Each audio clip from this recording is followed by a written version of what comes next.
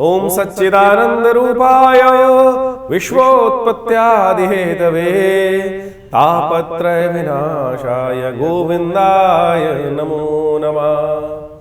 ओम कृष्णाय वासुदेवाय हरे परमात्मने प्रणताक्लेशनाशाय गोविंदाय नमो नमः। नमस्कार, स्वागत है आपका आचार्य वाणी में। मैं आचार्य डॉक्टर विक्रमादित्य आपके साथ हूँ और आज का विषय है कन्या राशि वालों के लिए जाता हुआ वर्ष क्या कुछ करके जा रहा है। कन्या राशि वालों, आपके लिए जो ग्रह नक्षत्र जो इस वक्त परिवर्तन का समय है, जाता हुआ वर्ष 2024 है, बहुत कुछ देने के योग बनाता दिखाई दे रहा है।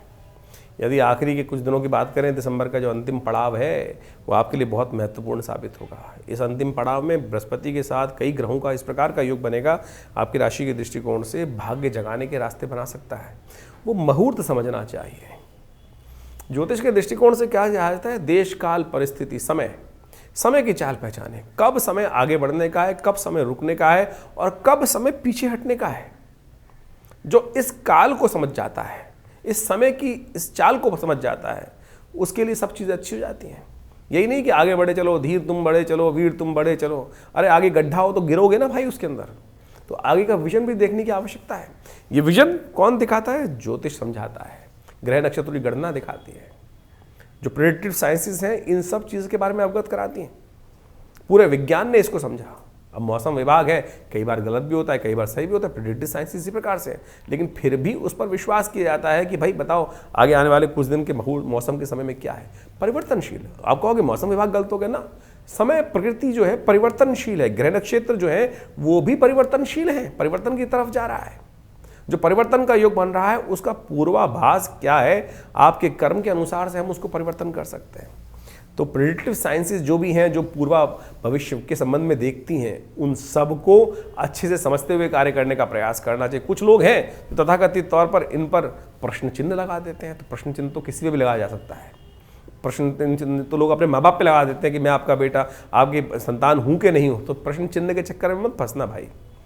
बुद्धिमान व्यक्ति वही है जो देश काल समझते हुए कार्य कर ले। तो हम समझें ज्योतिष के दृष्टिकोण से दिसंबर का जाता हुआ समय जो है बहुत महत्वपूर्ण आपके लिए योग बनाने वाला है। काल बता देते हैं हम कि कौन सा काल किस प्रकार का योग आपके लिए रहेगा। तो सिलसिलेवार तरीके से समझ लीजिए ग्रह नक्षत्रों के दृष्टिकोण से कैसा रहेगा। 21 तारीख की बात करें, शनि 21 दिसंबर शनिवार का अवसर, षष्ठी तिथि है इस दिन और ग्रह नक्षत्रों के दृष्टिकोण से बहुत महत्वपूर्ण समय चल रहा है। हमारे यहाँ सूर्य आदिदेव कहे गए हैं, उनकी गणनाएं भी कई प्रकार से, निर्णायन और सायन दो पद्धति चलती है। 21 दिसंबर को सायन दृष्टिकोण से सूर्य उत्तरायण हो जाते हैं, लेकिन निर्णायन पद्धति से सूर्य जो हैं वो उत्तरायण जो होंगे 13 तारीख के बाद, 13 जनवरी के बाद होंगे। लेकिन उसमें करीब करीब कुछ डिग्री का फर्क है। जो एस्ट्रोलॉजी के हिसाब से जो हमारी गणनाएँ आती हैं, पृथ्वी थोड़ी है टिल्टेड है, कुछ डिग्री में टिल्टेड है, तो उसकी कालगणना कई सायन दृष्टिकोण से कहा जाता है कि जो सूर्य की किरणें आ रही हैं वो बिल्कुल सीधे आ रही हैं। लेकिन ज्योतिष निर्णायन पद्धति कहती है थोड़ी टिल्टेड है, लेकिन सायन पद्धति से सूर्य उत्तरायण इसी दिन हो रहे हैं। तो इसके दृष्टिकोण से समझें कि क्या कुछ परिवर्तन का योग आपके लिए बन रहा है। ग्रह थोड़े से भारी दिखाई देते हैं, अननेसेसरी खर्चे आप पे पड़ते दिखाई दे रहे हैं, थोड़ी सी मेंटल एंजाइटी बढ़ती दिखाई दे रही ग्रह नक्षत्रों के दृष्टिकोण से। तो उसको बैलेंस करने का प्रयास करें। शनिवार का अवसर है और विशेष तौर पर आपके लिए ज़रूरी है कि शनि आपके इन दिनों छठे भाव में चल रहे हैं स्वग्रही होकर, उनको ठीक करने के लिए थोड़ा पूजन कर लें। प्रांग प्रींग प्रोंग से शनिश्चराय नमः। पीपल के पेड़ के पास जाकर एक दिया प्रज्वलित कर दीजिए, थोड़ी प्रदक्षिणा कर लीजिए जल डालते हुए। इतना करें, सुबह सुबह करने का प्रयास करें तो अच्छा रहेगा। सुबह सुबह शनिवार के दिन जल्दी उठकर ये कार्य कर लेना चाहिए। थोड़ा सा कौवे को रोटी डाल दीजिए, ये उपाय करने का प्रयास कीजिए, अच्छा रहेगा। 12 बजे तक का समय अच्छा है। 12 बजे भद्रा आरंभ हो जाएगी। नए कार्यों में आरंभ करने से बचना चाहिए, क्योंकि भद्रा करीब करीब 12:30 बजे 12:22 से आरंभ होगी। तब तक ध्यान रखते हुए कार्य, उसके बाद नए प्रोजेक्ट्स हाथ में लेने से बचें। 22 तारीख शनिवार रविवार का अवसर, सप्तमी तिथि है और कन्या राशि में चंद्रमा प्रवेश करने के योग बनाएंगे आपकी राशि के दृष्टिकोण से। आपकी लग्न राशि जिसके बारे में बात करें, आपकी राशि में ही चंद्रमा प्रवेश कर जाएंगे केतु के साथ। ये नई एनर्जी सुबह थोड़ी हल्की दिखाई देती है, लेकिन जैसे जैसे सूर्य आएंगे सामने और वो आपके लिए नया रास्ता उत्पन्न करने के, नए विचार विषय उत्पन्न करने के रास्ते बनाएंगे। एक और परिवर्तन का योग बन रहा है इस दिन। धनिष्ठा नक्षत्र में शुक्र प्रवेश कर रहे हैं। धनिष्ठा नक्षत्र मंगल का नक्षत्र है और शुक्र महाराज इन दिनों जहाँ पर आपके चल रहे हैं बुद्धि वाले भाव में चल रहे हैं और वो आपके लिए नई शक्ति का रास्ता मंगल के साथ योग बनाएंगे। धनिष्ठा नक्षत्र मंगल का है और ऐसे में प्रवेश कर कर बुद्धि में थोड़ी सी तर्क दृष्टिकोण से कुछ नई एनर्जी, शुक्र मंगल का योग एनर्जी को देने वाला है और ये एनर्जी बहुत सारे कार्य को बढ़ा देती है कई बार। बस ध्यान रखें उस एनर्जी को नीचे की तरफ नहीं, श्रुति को ऊर्ध्वगामिनी, थोड़ा सा अपने को वासना से हटाकर थोड़ी ताकत को लगाने का प्रयास करोगे तो अच्छी एनर्जी, पॉजिटिव रिजल्ट्स देने के योग बना सकती है। रविवार का अवसर है, ध्यान रखिएगा इस दिन विशेष तौर पर हमने भी विवेकानंद योगाश्रम में क्या होता है हर रविवार को सामूहिक यज्ञ रखते ही हैं, तो आप भी उस यज्ञ में सम्मिलित हो सकते हैं। नवग्रह शांति महायज्ञ गायत्री का यज्ञ रहेगा तो अवश्य। देखिए कालाष्टमी है, ये कालाष्टमी बेहद खास है। सप्तमी तिथि जो होती है ना, विशेष तौर पर कहा जाता है कि पौष का जो महीना है छोटा पितृपक्ष माना जाता है। पितरों की शांति के लिए अवश्य कुछ कारण करना चाहिए। अष्टमी का दिन बहुत विशेष है, अष्टमी जो कालाष्टमी जो है बहुत विशेष है। भगवान शिव का यज्ञ, साथ साथ ब्राह्मणों का भोजन, गायत्री के कुछ यज्ञ कर लें और इसी चीज़ को समझते हुए हमने विवेकानंद योगाश्रम में जो यज्ञ रखा है गायत्री का यज्ञ, इसमें आप अवश्य सम्मिलित हों, अपने नाम से यज्ञ कराएं। तो और घर पे बैठ के भी कर सकते हैं आप, तो करिए, जो भी करें वो आपके लिए अच्छा रहेगा। पितरों से निवृत्ति होगी, पितृ संतुष्ट होंगे तो प्रसन्नता का प्राप्ति करने का योग बन जाएगा। 23 तारीख सोमवार का अवसर, अष्टमी तिथि विद्यमान है और ग्रह नक्षत्रों का योग परिवर्तन की तरफ जो बना हुआ है, एनर्जी अच्छी दिखाई दे रही है और इस एनर्जी का लाभ आपको मिलने के योग बने। गज केसरी योग बना हुआ है, ये गज केसरी योग बृहस्पति से भाग्य में बैठे हुए बृहस्पति पूर्ण दृष्टि से चंद्रमा पर डाल रहे हैं, ये आपके लिए बहुत अच्छा है। और एक और परिवर्तन हो रहा है, रोहिणी नक्षत्र में बृहस्पति महाराज उल्टी वक्र गति चलते हुए तृतीय चरण में प्रवेश कर रहे हैं, चंद्रमा के नक्षत्र में प्रवेश कर रहे हैं और ये आपके लिए बहुत सुंदर योग बना रहे हैं और ये आपके लिए रास्ता दे रहे हैं कहीं ना कहीं पूर्ण बृहस्पति का लाभ का। थोड़ी सी बुद्धि को तटस्थ रखते हुए दुस्वाभाविकता त्याग कर कार्य पे लग जाओ। देखो ये पॉजिटिव रिजल्ट्स हैं 3-4 दिन, यानी आप मान के चलें 22, 23, 24, 25 तक, 24 तक का योग बना हुआ है, बहुत सुंदर। तो जो कार्य आपने इस वर्ष सोच रखे थे उसको पूरी तरह से थोड़ा ध्यान एकाग्र करके लग जाओ, अच्छा रहेगा। रुक्मणी अष्टमी है इस दिन, बहुत सारे लोगों को पता ही नहीं है रुक्मणी अष्टमी। कहा जाता है कि यदि सौभाग्य की आकांक्षा हर व्यक्ति को होती है, भाग्य जाग जाए, सौभाग्य जीवन में उत्पन्न हो, तो कहा जाता है कि रुक्मणी अष्टमी के दिन 8 सौभाग्यवती स्त्रियों का पूजन कर कर, भोजन कराकर उनका आशीर्वाद जो लेते हैं, उनके जीवन में बड़ा कल्याण का योग बनता है, सौभाग्य का उदय का योग बन जाता है। तो ये इससे बड़ा उपाय कौन सा रहेगा, इसको करने का प्रयास कीजिए। सोमवार का अवसर है, सुंदर अष्टमी का योग बन रहा है, उदय तिथि के रूप में रुक्मणी अष्टमी का योग है, तो अवश्य इसका लाभ लेते हुए कार्य करें। हम जो भी मत आपके समझ रखते हैं शास्त्र मत के अनुसार से रखते हैं, हम टोटकों में विश्वास नहीं रखते। बहुत सारे टोटके जो ज्योतिष के दृष्टिकोण से आजकल तथाकथित तौर पर विद्वान जो उपस्थित हैं, कुछ कोई टोटका बता रहा है, कोई टोटका बता रहा है। तो आप पौराणिक मत, ज्योतिष में पुराणिक कथाएं जो हैं उनके अंदर समस्त जो कष्टों से निवृत्ति का रास्ता बताया गया है, अनादिकाल से जिन लोगों ने किया उनको हमें समझना चाहिए, तो बहुत अच्छा रहेगा। 24 तारीख का दिन हम यदि गणना समझे, मंगलवार का अवसर, 9वीं तिथि विद्यमान है और इस दिन ग्रह नक्षत्रों के दृष्टिकोण से, जैसा हमने पहले तो दिन देख लीजिए, पहले ही कह चुके हैं, पॉजिटिव चल रहा है दिन, कोई खराब नहीं है। थोड़ा हिम्मत को जगाने की ज़रूरत है क्योंकि मंगल कमज़ोर है और मंगलवार के दिन थोड़ा सा हनुमान जी का स्तवन कर लीजिए, बड़ा अच्छा रहेगा। एक और परिवर्तन का योग बन रहा है, बुध महाराज जो है वो ज्येष्ठा नक्षत्र में प्रवेश कर रहे हैं सुबह 8:24 पर और ये बुध का नक्षत्र में बुध प्रवेश कर रहे हैं स्वयं, और आपकी राशि के दृष्टिकोण से जहाँ विराजमान है वो अच्छा है, पराक्रम का भाव है। ऐसे में बुद्ध को शक्ति प्राप्त करने का योग बनाएं, गऊ को थोड़ा सा पालक इत्यादि का खिलाएं, हरी चीज़ों का दान करें, ये आपके लिए बहुत अच्छा रिजल्ट बना सकते हैं। तो इसका पूर्ण लाभ लेते हुए कार्य करने का आपको प्रयास करना चाहिए। 25 तारीख का दिन परिवर्तन का दिन है और ये परिवर्तन आपके लिए आशीर्वाद से मेवा दे सकता है। तुला में चले गए हैं, चंद्रमा आपकी राशि के दृष्टिकोण से द्वितीय भाव में प्रवेश कर गए हैं, लग्न से निकलकर आगे चले गए हैं और आपकी राशि से, और ये आपके लिए बहुत सारी चीज़ों को बैलेंस करने का स्थिति उत्पन्न करते दिखाई देंगे। ऐसे में ध्यान रखिएगा, थोड़ा सा आशीर्वाद, जो भी कार्य करना हो उसमें पिताजी का, माताजी का, गुरुजन का आशीर्वाद लो, थोड़ा सा नमन करो, ध्यान करो और फिर कार्य में लगने का प्रयास करो, मेवा प्राप्त करने का योग बन सकता है। हो सके तो भगवती दुर्गा के मंदिर में जाकर खीर का भोग लगाकर उनको पूजन करके कार्य करें। भद्रा है इस दिन, 9:10 से लेकर रात्रि में 11 बजे तक भद्रा रहेगी, तो ध्यान रखिएगा 9:10 के बाद नए कार्यों में, नए प्रोजेक्ट्स में, बड़े प्रोजेक्ट्स में हाथ ना डालें, वो अच्छा रहेगा। आरंभ पहले कर चुके हैं तो उसमें कार्य कर सकते हैं, कोई दिक्कत नहीं आएगी। 26 तारीख का दिन बृहस्पतिवार का दिन है, एकादशी है बृहस्पतिवार, और एकादशी का विष्णु का सुंदर उपासना करने का दिन है। ग्रह नक्षत्र के दृष्टिकोण से जैसा हमने कहा कि आशीर्वाद से कार्य संपन्न होने के योग बन सकते हैं, तो कोशिश करें ब्राह्मणों का आशीर्वाद, गुरुजन का आशीर्वाद, पीली चीज़ों का दान करते हुए लें। और ये एकादशी तो बहुत सफलता की देने वाली है, सफलता एकादशी है। शास्त्रों में इसका बड़ा महत्व कहा गया है। उस रहस्य को समझने की आवश्यकता है कि क्या है।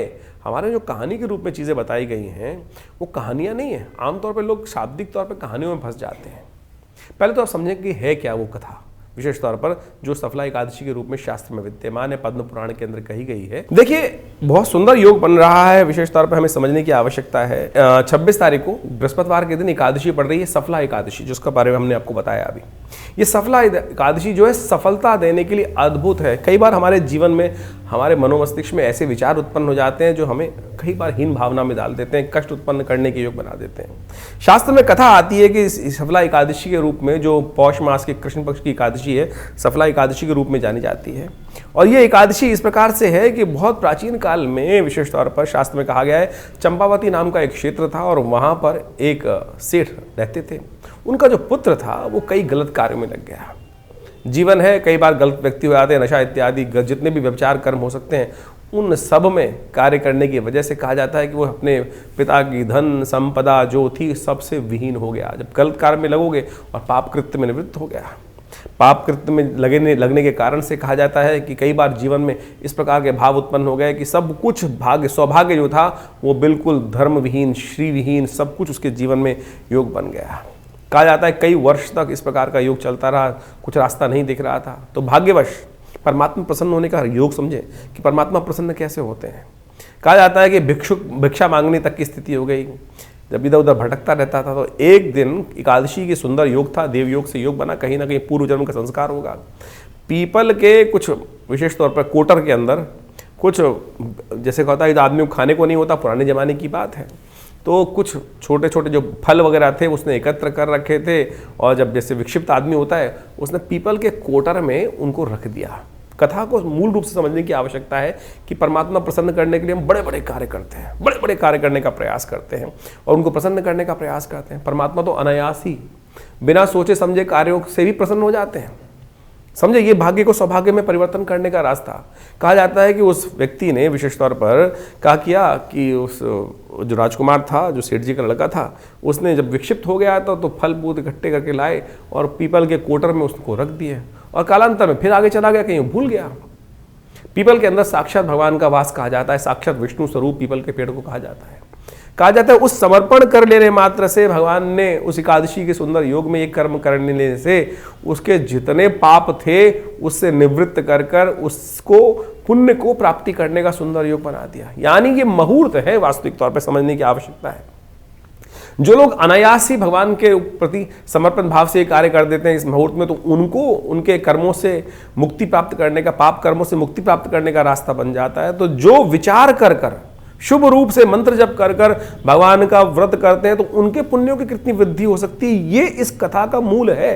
ये सफला एकादशी इस प्रकार से इसलिए कहा जाती है सफलता एकादशी, जो इस सफला एकादशी के रूप में इसका नाम है। तो आप समझे पद्म पुराण की कथा है ये।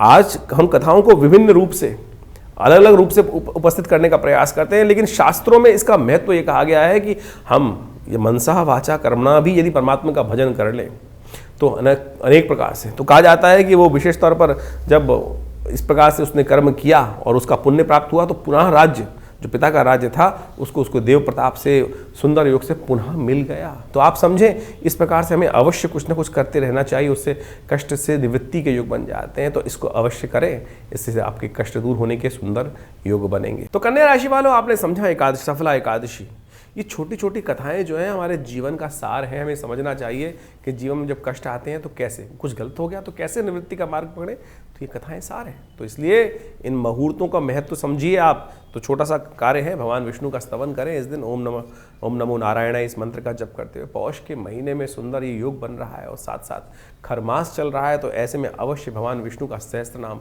का स्मरण करें, ओम नमो नारायण इस मंत्र का जप करें, तो भगवान विष्णु की कृपा से समस्त कष्ट दूर होने के योग बन सकते हैं। पीपल का पेड़ के पास जाके पूजन कर लीजिए। देखिए, इतना सुंदर शास्त्र में विद्यमान प्रयोग है, इनको करने से कष्ट ही दूर होंगे। और आशीर्वाद से इन दिनों आपकी राशि में दृष्टिकोण से योग भी बन रहा है आशीर्वाद से मेवा प्राप्त करने के लिए, तो इसलिए गुरुजन का आशीर्वाद देकर कार्य करने का प्रयास कीजिए, शुभ होगा। 27 तारीख का दिन, शुक्रवार का अवसर और साथ साथ द्वादशी तिथि। और इस द्वादशी को बहुत विशेष, पौष मास के महात्म्य के अंदर लिखा है कि स्वरूप द्वादशी कहा जाता है इसको।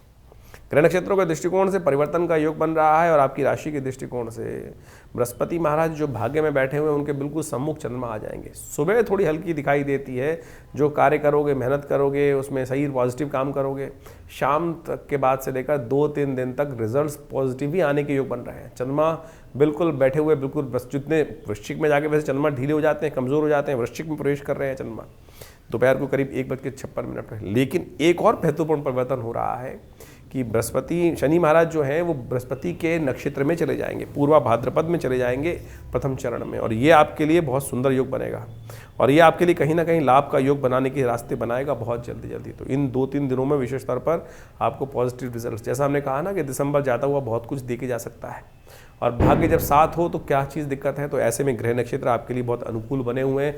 गौ पूजन करें, हो सके तो गाय को थोड़ा चारा इत्यादि डाल दीजिए।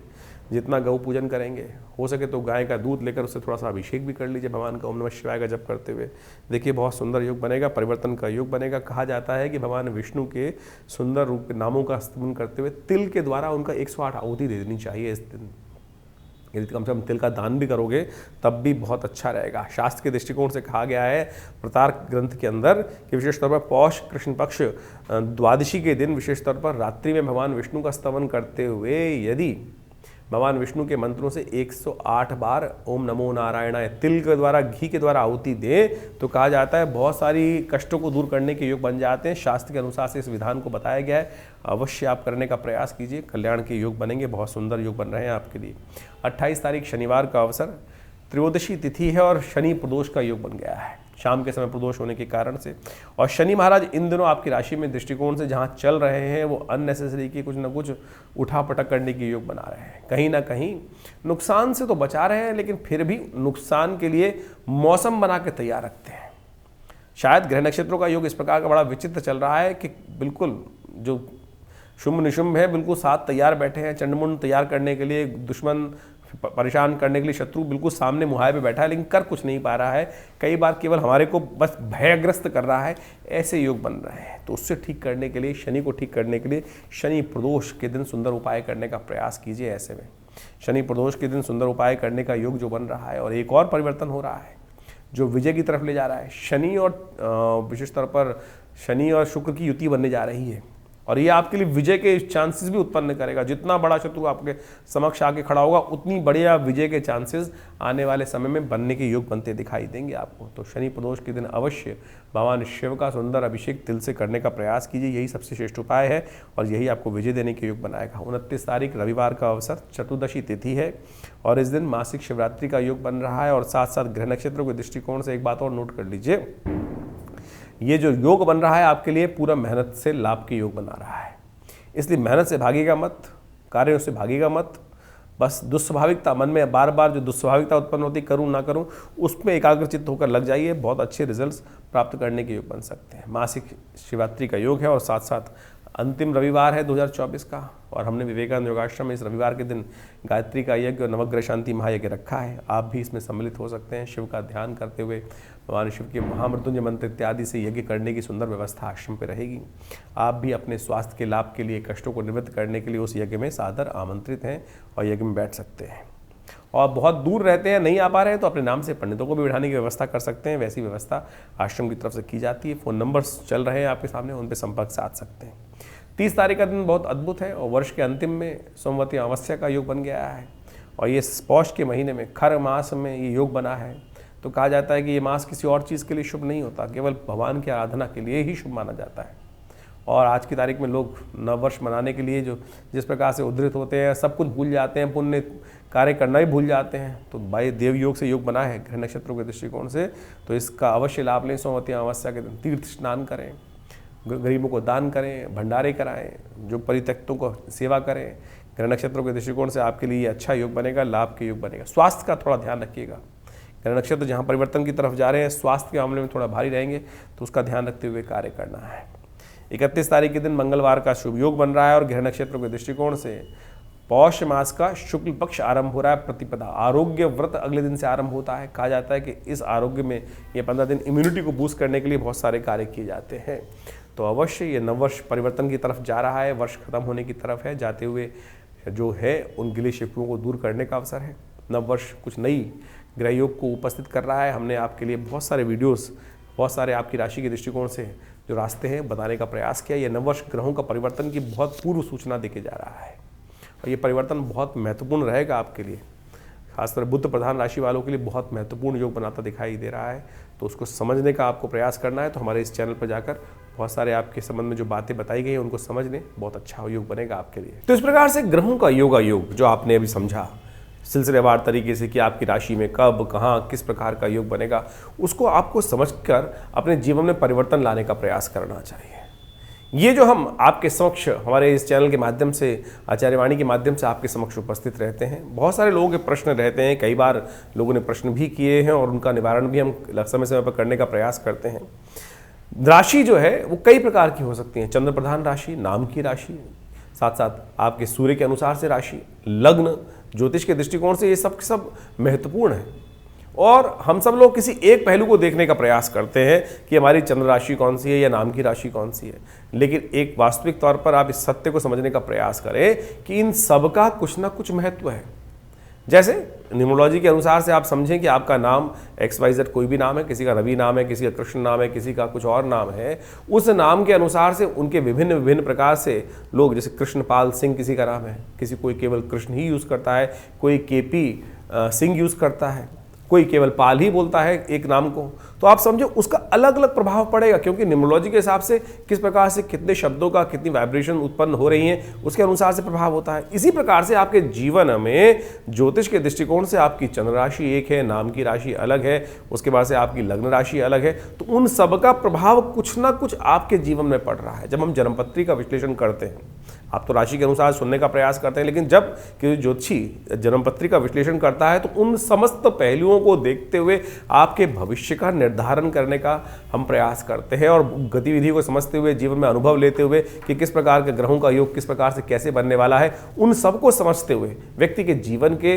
घटनाक्रम जिस प्रकार के बनने वाले हैं, कैसे बनने वाले हैं, उन सब का अच्छे से अन्वेषण करने के उपरांत ही भविष्य के बारे में हम आपको बताने का प्रयास करते हैं। राशि भी बड़ी महत्वपूर्ण है। राशि ऐसा नहीं है कि जैसे यहाँ पर हम ज़्यादातर चंद्र राशि का उपयोग करते हैं कि चंद्रमा आपकी जिस राशि में है, आपकी जन्मपत्री के अनुसार से नाम को भी आप देख सकते हैं। बहुत सारे लोग आए संसार के अंदर जिनके पास बहुत सारे आज की तारीख में उनका date of birth, time of birth, place of birth confirm नहीं होता, तो आपके नाम की राशि के अनुसार भी हमारे इस भविष्यफल को देख सकते हैं। लेकिन वास्तविक तौर पर यदि आप अपने भाग्य को सही समझना चाहते हैं तो ज्योतिष की सहस्त्रों शाखाओं में से ज्योतिष की गणना जो है वो वास्तविक तौर पर बहुत चमत्कार उपस्थित कर सकती है, बहुत सारी चीज़ों को पहले से हमें अवगत करा सकती है क्या कुछ होने वाला है। बहुत सारे लोगों के पास जन्मपत्री भी नहीं है, डेट ऑफ बर्थ भी नहीं है, तो उनकी हाथ की रेखाएँ तो हैं, प्रश्न लग्न तो है। ऐसा नहीं है कि ज्योतिष वहाँ पर आपको लाभ नहीं देगा। आपकी हाथ की रेखाओं को समझकर, आपकी हाथ की रेखाओं को पढ़कर हम आपके भविष्य के संबंध में बहुत कुछ बातें जानने का सुंदर रास्ता बनता है। तो इसलिए ज्योतिष विज्ञान, पामिस्ट्री जिसे कहा जाता है, एक ऐसी ही चमत्कारिक विधा है। इन समस्त चीज़ों को मिलाकर ज्योतिष विज्ञान एक इतना व्यापक विषय बन जाता है कि जो अपने जीवन में क्या कुछ होने वाला है उसको पहले से आपको समझाने का रास्ता दिखा सकता है। तो इसलिए ज्योतिष को वास्तविक तौर पर अपने जीवन में स्थान देने का प्रयास करें, भ्रांति ना उत्पन्न करें। देखिए, भविष्य परिवर्तनशील है। ज्योतिष की गणनाएं ये साफ साफ तौर पर दिखाती है कि जो गणनाएं बनी वो आपके जीवन में उस प्रकार की घटना का योग बनाती दिखाई दे रही हैं। तो यदि हम कोई अशुभ भाव बन रहा है, ज्योतिष का योग बन रहा है, अशुभ योग बन रहा है, तो क्या आप, एक प्रश्न उठता है यहाँ पर, क्या आप उसको बदल सकते हैं? अगर ज्योतिष में सब कुछ वास्तविक तौर पर इसी प्रकार से गणनाओं को बता के कहा गया कि नहीं अवश्यम भावी है, नहीं, ये बात समझ लें कि अवश्यम भावी तो है लेकिन परिवर्तनशील है आपके कर्म के अनुसार से। यदि आप उसका उपाय करते हैं, ज्योतिष में जो रेमेडीज बताई जाती हैं, उपाय बताए जाते हैं, वो इसलिए बताए जाते हैं ना कि इसको परिवर्तन करने का हमें प्रयास करना चाहिए। यदि हम परिवर्तन की तरफ चलें तो सत्य माने वो परिवर्तन के रास्ते आपको प्राप्त हो सकते हैं। कहीं ना कहीं जो सूली है उसका छोटा सा कांटा के रूप में जीवन में वो भार जो है, यदि आप कर्म को ठीक कर लें तो बिल्कुल बन सकता है। इसीलिए निदान, ज्योतिष का जो निदान का भाग है, जो रेमेडियल एस्पेक्ट है, चाहे वो मंत्र विज्ञान है, चाहे वो औषध विज्ञान है, चाहे वो दान है, या विभिन्न प्रकार के जो छोटे छोटे अनेक प्रकार के उपाय शास्त्र में वर्णित हैं, कहीं गलत नहीं है।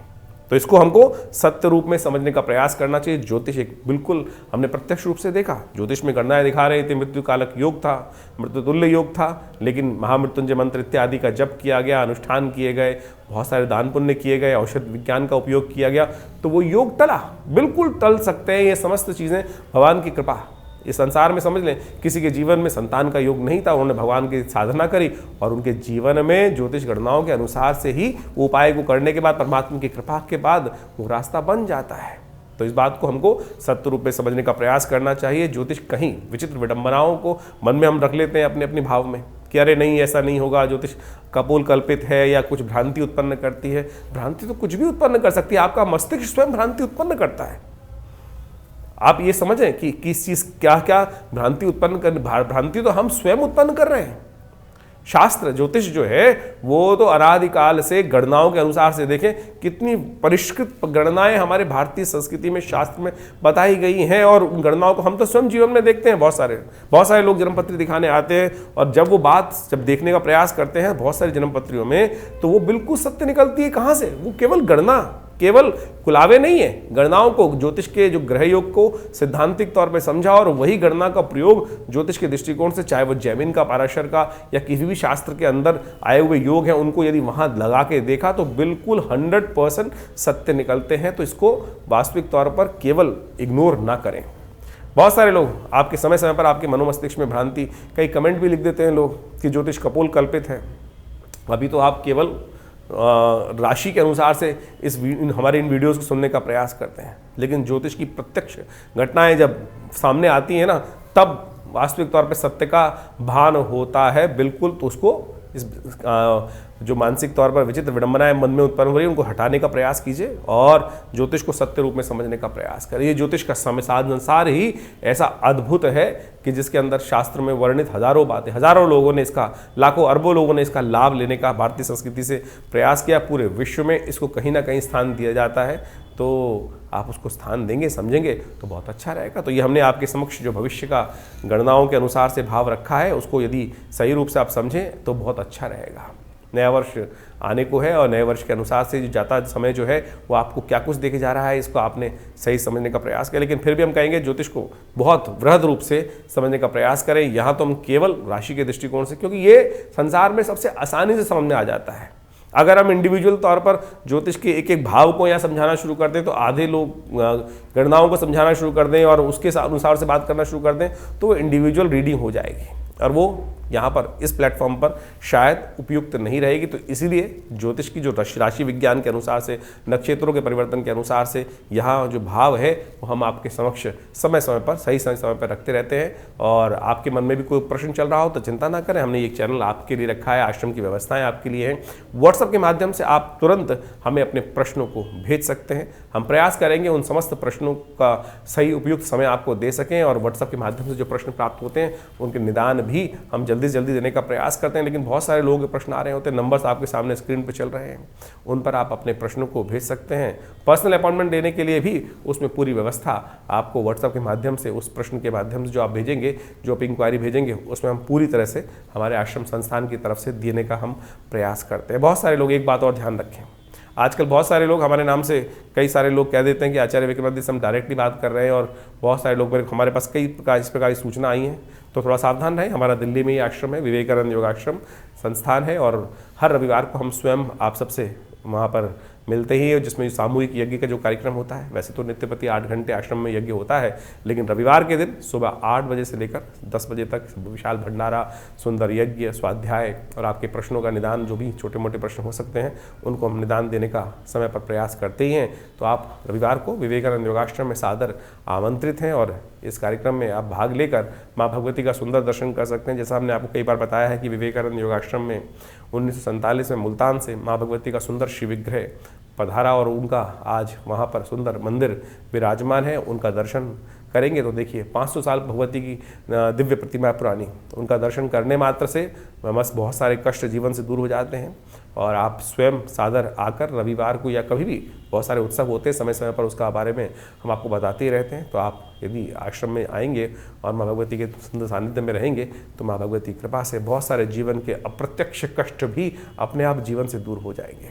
साथ साथ विवेकानंद योगाश्रम के माध्यम से हम यहाँ समय समय पर बहुत सारे यज्ञ इत्यादि, बहुत सारी कथाएं, बहुत सारे सुंदर कार्यक्रम समय समय पर आपको बताते रहते हैं, वो होते ही रहते हैं। इसके अलावा योग, प्राकृतिक चिकित्सा, आयुर्वेद का एक पूरा 100 बेड का हॉस्पिटल भी चल रहा है, जिसमें बहुत सारे लोग आकर अपने स्वास्थ्य संबंधी समस्याओं का निदान भी यहाँ पर करते हैं। और बहुत सारी भारतीय पराविद्याओं के संबंध में, चाहे वो मंत्र विज्ञान है, चाहे वो योग विज्ञान है, चाहे वो यज्ञ विज्ञान है, आयुर्वेद, मुद्राएं और इस प्रकार से योग की बहुत सारी सहस्त्रों शाखाएं, प्राणायाम इत्यादि, हठ योग इत्यादि पर बहुत सारा शोध कार्य, कुंडलनी योग, ध्यान योग, इस पर समय समय पर हम प्रकाशित भी करते रहे हैं। करीब करीब 50 पुस्तकें आश्रम की तरफ से प्रकाशित की गई हैं, जो विभिन्न योग इत्यादि के क्षेत्र में, अध्यात्म के क्षेत्र में बहुत अद्भुत स्थान रखती हैं।